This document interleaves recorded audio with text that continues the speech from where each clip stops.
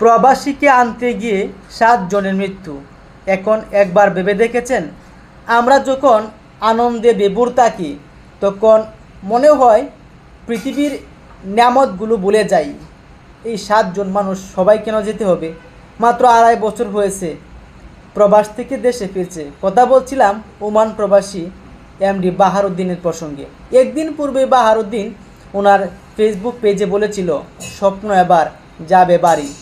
স্বপ্নটিকেই বাড়িতে এসেছে, কিন্তু নিতর 7টি মরদেহ নিয়ে, যেখানে তার প্রিয়তম স্ত্রী, একমাত্র কলিজার টুকরো 2 বছর বয়সের কন্যা সন্তান, তার বড় ভাইয়ের বউ, সম্পর্কে ভাবি এবং তার শাশুড়ি। এভাবেই একের পর এক প্রাণ হারাতে হবে। যদি জানতো তারা কি সবাই যাইতো?